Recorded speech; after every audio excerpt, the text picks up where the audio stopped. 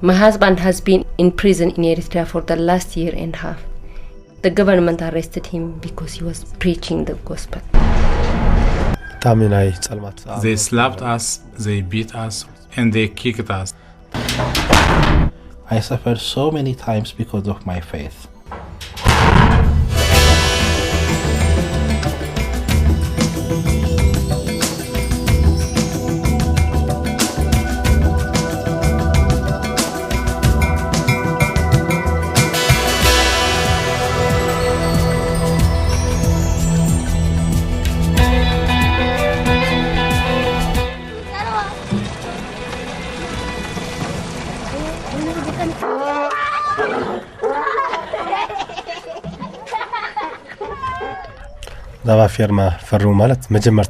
When I first joined the army, they explained that you are not allowed to be a Christian, to read the Bible, or to have Christian music.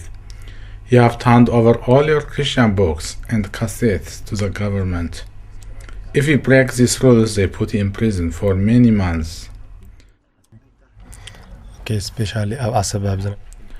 When I lived in Assab, my house was used for Christian meetings. A lot of people came.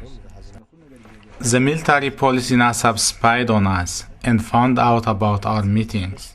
2 military police came around midnight. They banged on the gate very loudly. We opened the gate and they dragged us out. They slapped us, they beat us with their military sticks, and they kicked us. They used everything they could to beat us.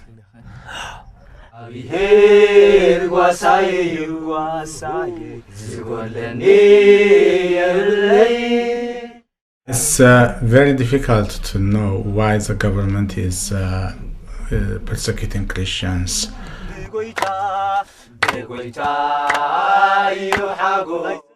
In the constitution, it says that every citizen is free to worship whatever he likes.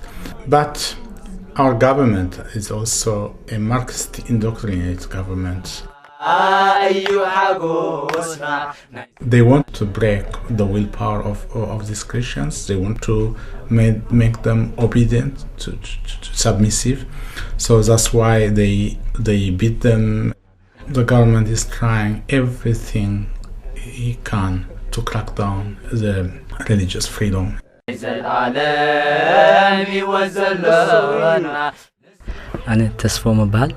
My name is Tasfom. I was in prison for 2 years and 3 months.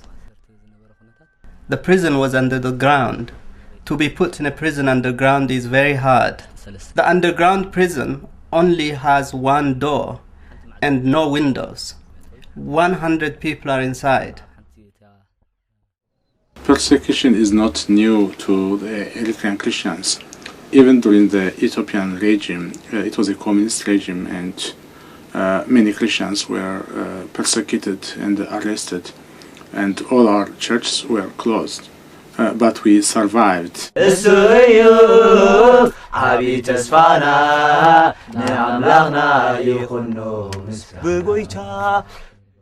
My name is Binyam. My name is Benjamin. I went to Sawa to do my national service in 1996.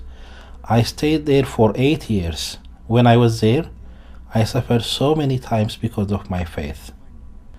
If they found me praying or encouraging my friends in Christ, they would take me and put me in prison. They tried to force us to deny our faith and beat us when we refused.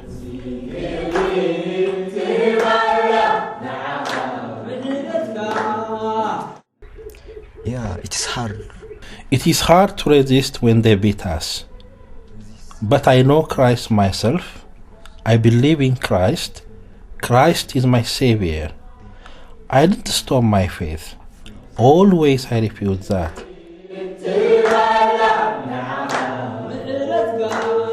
So many people believed. Those who received Jesus Christ, there are very many. So many Christians are saved there when they saw our faith.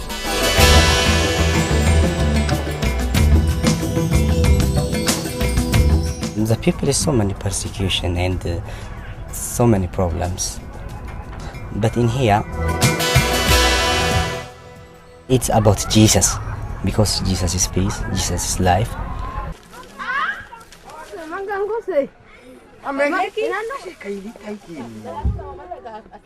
At the first in the church, the base is 15 believers, 1-5.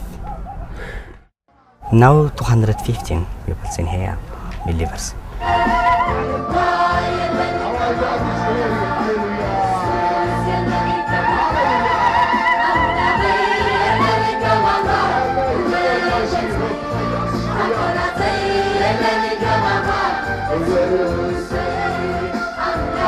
In the church, it's not only the leaders, all of the people talk about Jesus.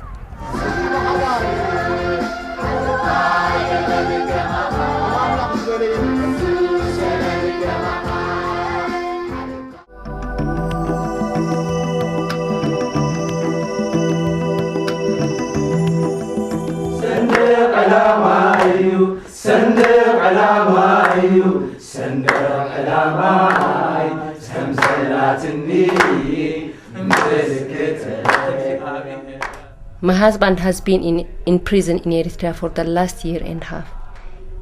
The government arrested him because he was preaching the gospel. I would like all Christians to pray that my husband is released. I need my husband, and our 3 children need their father. I feel sad and I feel very sorry about the way things are happening in Eritrea, especially the way the government is persecuting Christians.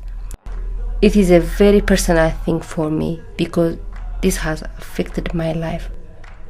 But I also feel the pain of those who are being persecuted and those who are imprisoned. Really, we have a great burden, and we feel very sad for our friends and family who are suffering inside Eritrea. Yeah, I pray for my country.